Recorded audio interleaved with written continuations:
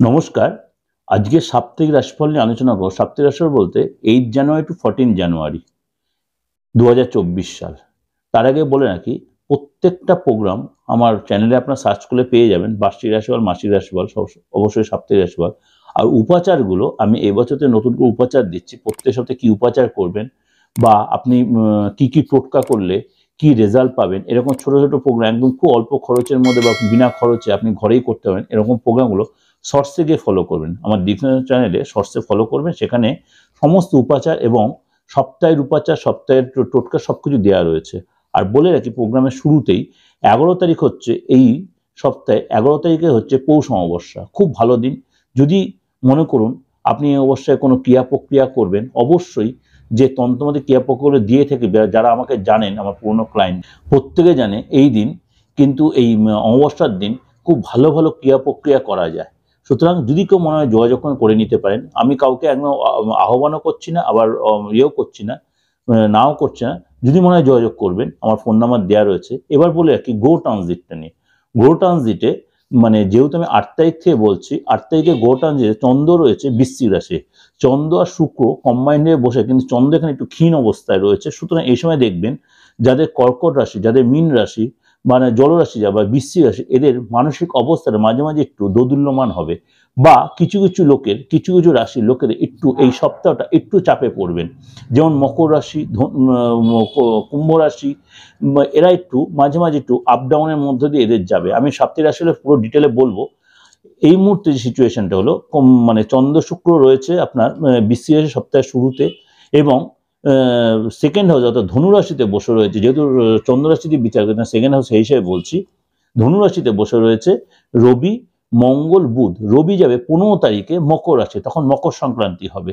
সুতরাং সেটা আবার পরের সপ্তাহে বলবো। এবং শনি রয়েছে কুম্ভ রাশিতে, এবং মীন রাশিতে রয়েছে আপনার রাহু, আর মেষ রাশিতে মার্গে বসে আছে বৃহস্পতি, আর আপনার কন্যা রাশিতে বসে আছে এখানে কেতু। এই সিচুয়েশনে সারাটা সপ্তাহ আমার কেমন যাবে, 12টা রাশি, সেই নিয়ে আপনাদের আমি বিশ্লেষণ করব।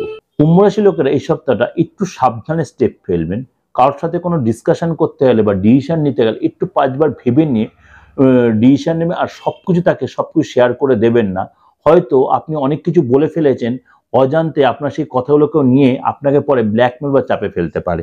সুতরাং এই সপ্তাহটা আপনাকে একটু সাবধানে লোক বুঝে কথা বলতে, কোনো কাজের মুখে আপনি একদম হওয়ার মুখে বাধা পড়তে পারে।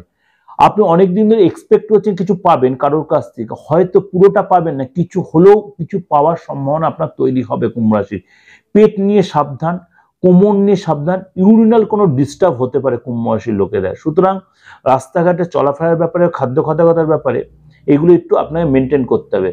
হাজব্যান্ড ওয়াইফের মধ্যে সম্পর্কটা যথেষ্ট ভালো থাকবে, কিন্তু কোনো কোনো কারণে একটু সেন্টিমেন্টাল ইস্যু হতে পারে, যার জন্য কিন্তু সেটা আপনাকে মেনটেন করতে হবে। অল্পতে রাগ জেদ বাড়বে, বাবা মা ভাই বোনের সাথে কোনো মতবিরোধ হতে পারে এই সপ্তাহটা। হয়তো কোনো ফ্যামিলিগত কারণে বা আপনার সম্পত্তিগত কারণে হয়তো মতবিরোধ, সেটা কিন্তু আপনাকেই কন্ট্রোল। যত পারবেন সপ্তাহটা মানে কম কথা বলবেন, তাহলে অনেক বেশি বেটার হবে। খরচ বাড়বে। ছোটোখাটো কোনো পার্টি মিটিং বা পার্টি অ্যাটেন্ড করতে হয়, সেখানে গেট টুগেদার, সেখানে কোনো গিফট দিতে পারেন আপনার লাইফ পার্টনারকে, বা আপনার প্রেমিক প্রেমিকায় কোনো গিফট দেওয়ার ব্যাপার থাকলে সেই দিনগুলো খরচ বাড়বে এবং ইনকামও হবে। কিন্তু সপ্তাহে কোনো পুরনো প্ল্যান আপনার সাকসেস হয়। অনেকদিন কোনো প্ল্যান করছেন যে এই কাজটা সাকসেস হয়, কিন্তু এই প্ল্যান পুরো সাকসেস না হলো, পুরো প্ল্যানটা সাকসেস না হলো, অনেকটাই আপনি সেখানে সাকসেস পাবেন। চেষ্টা করবেন কোনো আর্গুমেন্টের মধ্যে নিজেকে না জড়াতে, যত সেখান দিয়ে অ্যাভয়েড করে, যত সেখান দিয়ে সাইড হয়ে আসবেন। আর সব কথা কানে নেবেন না, সব কিছুতে মাথা দেবেন না, এটা কুম্ভ রাশি বলে। আর আপনাদের সবচেয়ে ব্যাড হ্যাবিট যেটা, অতিরিক্ত কোনো ব্যাপারে কথা বলেন, যা এই কথা আপনার অতিরিক্ত কথায় কিন্তু আপনাদের চরম শত্রুতা তৈরি হবে। এটা সব জায়গায় আপনাদের যত পারবেন শুনবেন, বেশি বলবেন কম। কুম্ভ রাশি লোকেদের এইটা বারবার আপনাদের কথাই কিন্তু আপনাদের শত্রুতা তৈরি করবে। সাবধানে খাওয়া দাওয়া করবেন। ঠান্ডা লাগার ভাব থাকতে পারে, ভাইরাল ফিভার হতে পারে, জ্বর সর্দি বা ব্যথা বেদনায় ভুগতে পারেন। কিন্তু ভালো মন্দ মিশিয়ে বললাম, যেহেতু চন্দ্র আপনাদের রাশির উপর দিয়ে ট্রানজিট করবে, তার জন্যই বললাম। এবং মকর রাশিতে শেষের দিকে অর্থাৎ 15 তারিখে মকর রাশিতে সূর্য যাবে, সেই জন্য এফেক্টগুলো দেবে। এগুলো কিন্তু ওভারঅল আপনাদের সাথে প্রেজেন্ট করলাম। ভালো অবশ্যই লাইক করবেন, সাবস্ক্রাইব, নোটিফিকেশন অন করে যত লোকের শেয়ার করবে।